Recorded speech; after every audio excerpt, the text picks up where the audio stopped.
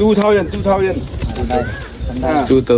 हाँ तो आपको ये मालूम नहीं है ना, पार्टी वाला को फोन करो। हाँ बात किया 2000 बोले। हाँ तो You go to Geo Impro. Oil fill You go. चलो एंट्री करो, फोन में पैसा दे दो। टुकड़ा इंग्लिश को उठा कोई ना। रिफाइनरी का माल है ना? हाँ वही। अब अगर हमें चेक पोस्ट में कोयला बोलेगा तो वो लोग पैसा देगा। वो समझ गए, वो कल पत्थर वाला कोयला वो नहीं बोलने हैं, हाँ, ऑयल फिल जा रहे बोलने। हाँ ओके ठीक है समझ गए। अभी कोयला बोले तो उधर भी पैसा लगेगा।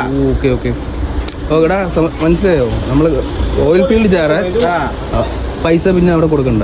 ഓക്കെ कोयला बोलेगा तो लेगा और चाहिए और देना पड़ेगा. ओके लेकिन ऑयल बोलेगा तो फिर एक ही यहाँ देगा. ഓക്കെ അതായത് അളിയ അവർ പറഞ്ഞെന്ന് പറഞ്ഞാൽ നമ്മളിപ്പോൾ കൽക്കരി എടുക്കാനാണ് പോകുന്നതെന്ന് പറഞ്ഞാൽ വേറൊരു സ്ഥലമുണ്ട്, അവിടെ 2000 രൂപ വീണ്ടും കൊടുക്കണം.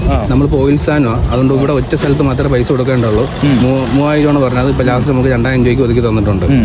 ഇനി നമ്മൾ ഓയിൽ ഫീൽഡ് എന്ന് പറഞ്ഞ് മാത്രമേ പോകുള്ളൂ, ഓയിൽ കമ്പനിയിലോട്ട് പോകണമെന്ന് പറഞ്ഞേ പോകുള്ളൂ, അല്ലെങ്കിൽ വീണ്ടും അവിടെ നിന്ന് പൈസ മേടിക്കും. ശരി.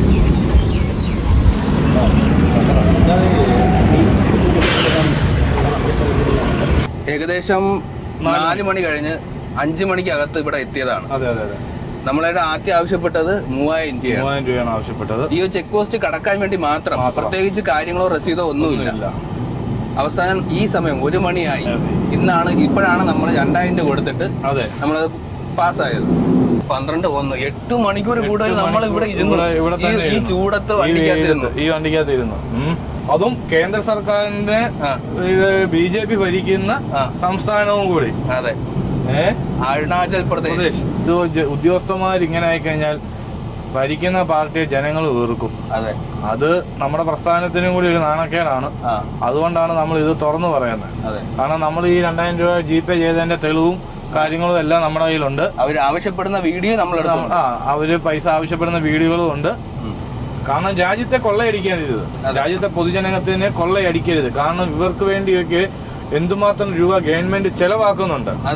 യൂണിഫോം, ഉണ്ണാന് ഉറങ്ങാന് റേഷൻ, എല്ലാം ട്രാൻസ്പോർട്ടിങ് എല്ലാം. ഇപ്പൊ ഏകദേശം നമ്മുടെ ഡ്രൈവറുടെ അല്ലെങ്കിൽ ലോറി ലൈഫിന്റെ ഒക്കെ ഏകദേശം ഇത് മനസ്സിലായി കാണും. പുതുതായിട്ട് വണ്ടി എടുക്കാൻ ആഗ്രഹിക്കുന്ന ഒരുപാട് ആൾക്കാരുണ്ടാവും. അവരൊക്കെ ഈ കാര്യങ്ങൾ മനസ്സിലാക്കണം. വണ്ടി എടുത്ത് ലോഡ് കിട്ടി പോയി കഴിഞ്ഞാൽ വാടക പൈസ കിട്ടും, നമുക്ക് ചെലവിനുള്ളത് കിട്ടും, നമുക്ക് ലാഭം കിട്ടും എന്നൊക്കെ ഒരുപാട് പ്രതീക്ഷയും കൊണ്ട് വണ്ടി എടുക്കുന്ന ഒരുപാട് ആൾക്കാരുണ്ടാവും.